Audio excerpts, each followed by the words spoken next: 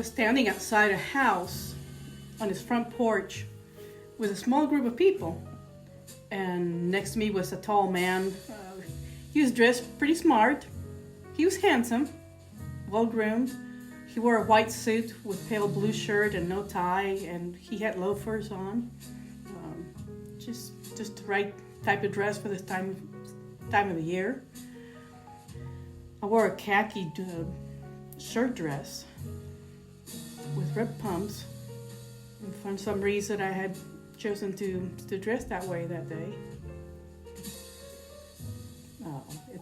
It's tan with, it's kind of a shiny fabric. It's called cotton sateen. And I buy these dresses. So every time I see one, I have to have it. I just love the feel. It's a good thing.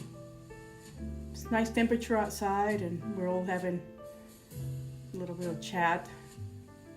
And across from town, we could see from the neighborhood and beyond some trees, tree line and some other buildings, it was a large white building. So the man next to me said it was some sort of a apartment building, and it was brand new. And it looked it. It was painted all white, and then it had some sort of a distress mural pattern on the side of it. I kind of thought it reminded me a little bit of aloe vera leaves, but each one of the swirls was not green. They were all in primary colors. So it was a very bright mural. We were just chatting amicably, and I was holding something in one hand. It was like a stick. And I looked at it more closely, and it seemed to have like a rubber stopper at one end. And at the end that I was holding, it seemed to have two circular handles. It seemed to be all attached in one piece. So just joking around, I looped my arm into the circles and lifted up the stick. It reminded me of a crutch, so I called it a crutch. There was no handle, and there was no way one could lean into it to walk. So it was a strange object. And a woman in the group closest to the street just urged me to go ahead and point it up, and like I would aim a gun and a rifle, and I thought that was stupid. What am I gonna do with this thing? Everybody laughed, went back to chatting with each other, and the man next to me just kept getting closer, kind of nudging, just making sure that his arm always rubbed the side of my arm. He tried to whisper something in my ear, but I was ignoring him. Then again with the crutch. So what about this thing? You know, you could point it and shoot at something. It's not a gun. So look, I picked it up, raised it above my head. Here, you cannot shoot anything with this stick. It's a crutch. It's nothing. No idea what this man's gravitating to me, but he's doing his best to stand closer. He's closer. He's touching my arm. I allow it to see where it goes, but I keep ignoring him. We're just looking at this building. So at some point, I raised the stick again, or the crutch, and I had a sudden gap open at the roof section of the building. And it was like pop. And then the gap was growing in the center of the building, and it kept expanding with a loud snapping sound again. Then the building began to collapse in a bizarre fashion. The building was collapsing, but it was coming down in the middle where the gap had appeared. And all it came down in a slow motion, floor by floor, without missing a section. It was very symmetrical. Before long, this guy and I were on the run. Mostly him urging me to run as we looked behind us. I kept nudging my elbow back, trying to keep him from blocking me from seeing. I kept looking over my shoulder. He kept nudging me gently in the elbow. Gotta go. So I stopped. and turn around to see again, and I closed my eyes. I had enough. Then I heard the ocean waves crashing on the beach. This is much better. I just had to get away from there. Good evening. It is a weird evening. I'm not going to be long tonight. Just not motivated. I suppose if I really wanted to, I should make this about motivation and setting up goals and all that stuff I talk about. But I just have some things on my mind. Yes, the same mind. This was a dream, I admit. But I managed to change it, which is part of tonight's theme. It's making changes from within. Then when our minds are really struggling to get us back on its track, its programming, it's still playing games, and it's a lot of work. But once you catch on to it, just like the song last week, the content of a song, not necessarily music, is bad. And I'll come back to music later on. But on this night, I had a little bit to think about how we live life, how we just live in so much more in fear rather than courage and boldness and curiosity. Just to go from it just existing to knowing, to being aware that we're here. And I'm all over the place. So I thought I'd share that dream with you. They come even more vivid than that. I may even do a quick exercise before I part ways with you tonight. I had someone that I know that passed away Sunday night, and tonight is not too somber. I expected her to pass away, but it's about how we see ourselves deep down. She was not a young woman. She had to be pushing 60. Still relatively young. People live long these days. And she had been on a decline for the past couple of years, where her father, well, first of all, she lived with her parents, never married, never ventured out, probably because she accepted the label of being a diabetic, and she had to do the insulin, I guess, and all that. And I don't, from what I gauged, she never really managed it that well. And that's pretty sad, because anything can be managed. Anything, you can shift the sails. You can adapt. But in her case, she seemed to be very comfortable into settling at home with mom and dad. And then the years and the decades passed. And I met her online when I was deployed during the past Gulf War, not this one, the previous one. So this is the beginning months of Twitter, actually. And we just kind of follow each other on other social media outlets. And I was kind of made it a rule that when I have someone on Facebook, I didn't mess with my friend, I want to meet them at some point. So I had kind of a bucket list, and she was on it. I've met many other people. I've actually met them in person. So I keep my friends very...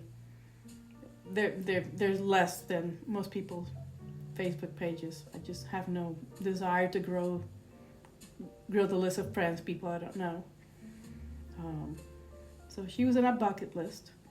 But it seemed to be when her father died, then a lot of the onion skin started to peel off. It's not going towards a really strong core. It was going towards a really weak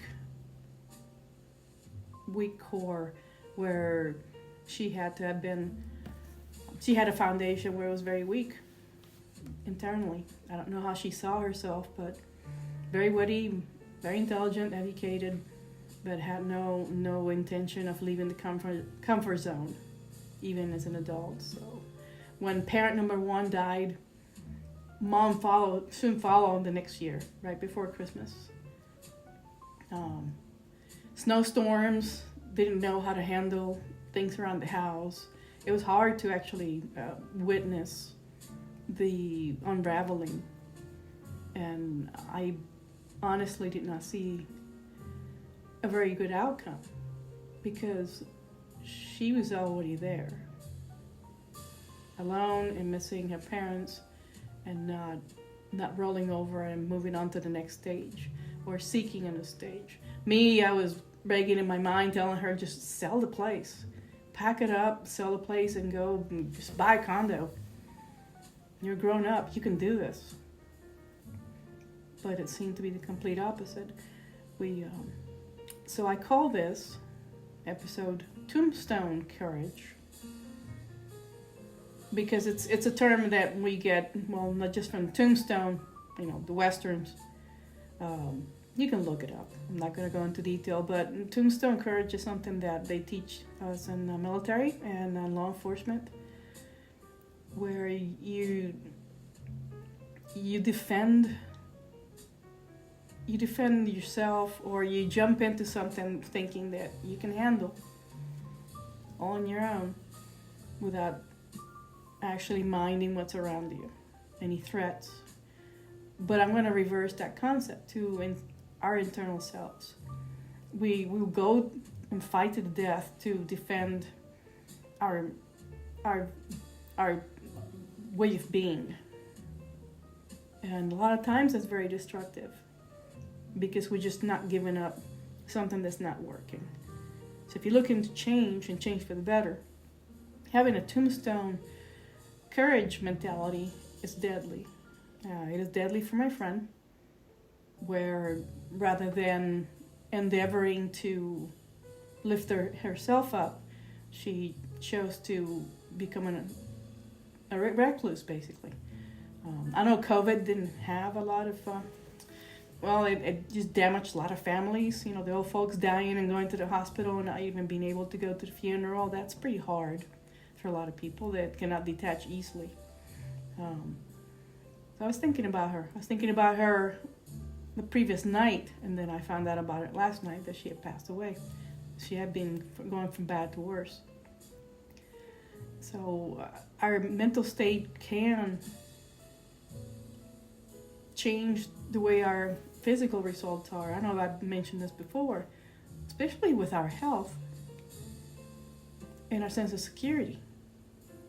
She completely lost whatever she thought was a sense of security. At some point, she had to give it some thought. What happens when mom and dad died? What happens to me? Some of us have that conversation on our mind early on. I might tell you my story later on. It happened very early, and I had already plotted a course out of the parental home. But not for this friend. She was the complete opposite. Not interested in venturing out and venturing the world and just going on trips, and just stuck in time. So rather than just linger on, I've already unfollowed and unfriended the page. It's gone. Some people were already talking about turning it into a tribute page. I move on very quickly. I had already expected. Death is something that's not something that scares me, and I'm not totally surprised by it.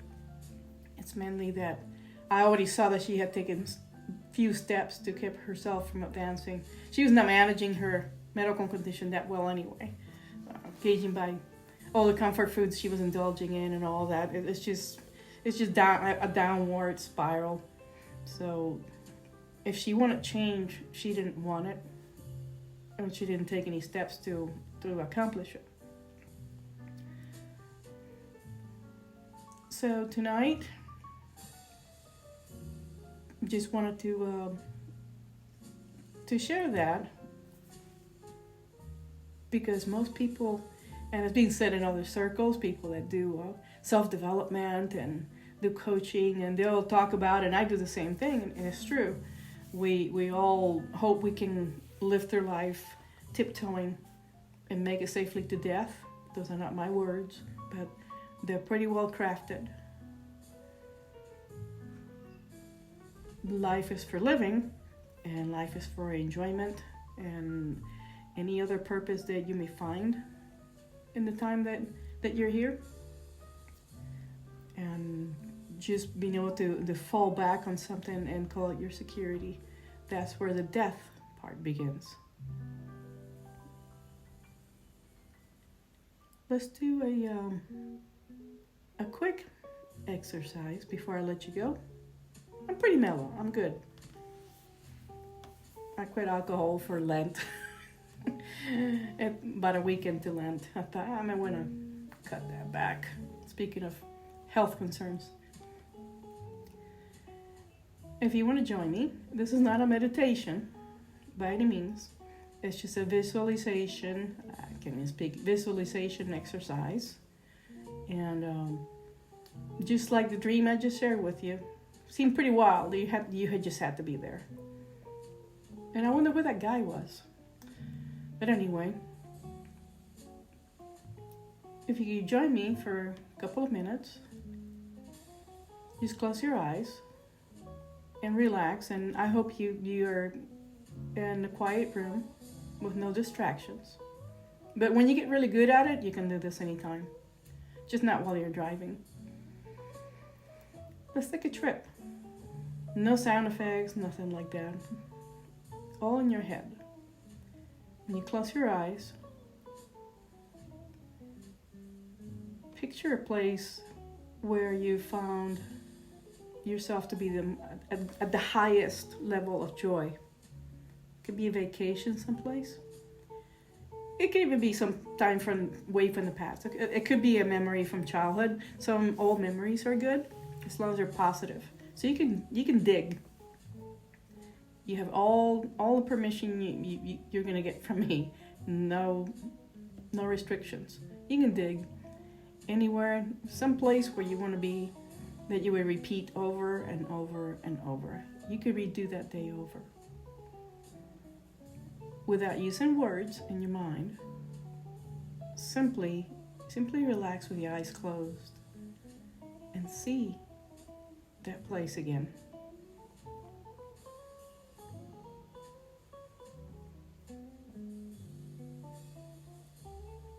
No words to describe it to yourself. You know what the place is. Because words are part of the physical world language, and imagery is the world of the spiritual realm, which is what we really are from.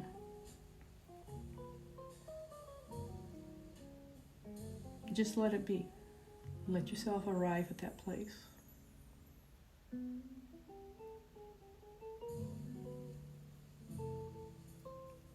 Engage how you feel. And I know I just told you about a serious and relatively sad story. But this isn't for you to take with you as part of you, but only to appreciate and develop gratitude for living right now. You're celebrating being alive right now. And it's wonderful. Whatever it is you are, is that one place where you felt warm and loved, adventurous, happy, excited, and you couldn't believe just how happy you were, but you are now.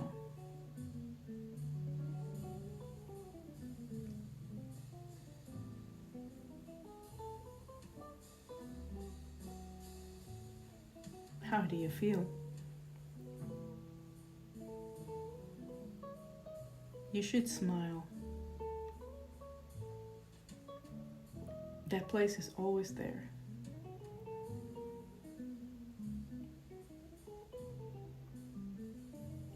Anytime that you feel that living is too hard, go there.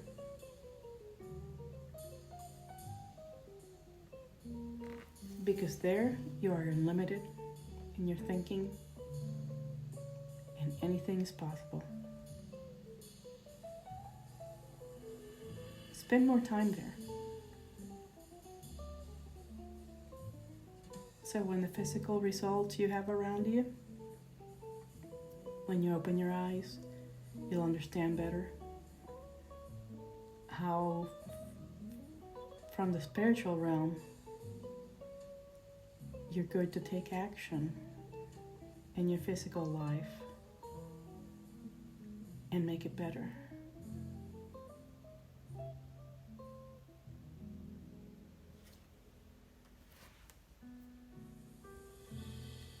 I hope you have enjoyed my off the tracks episode this evening. You can open your eyes or stay in your happy place. I won't judge. Next week I'll have something a little bit more structured, and I hope I get to entertain you and educate you in some way. If you walk away this evening with a new thing, a new thought, a new attitude for the better, I'm grateful for you. I want to thank you for listening in, and I wish you a wonderful night, much rest, and a wonderful week. And I'll be back next Monday night. Good night.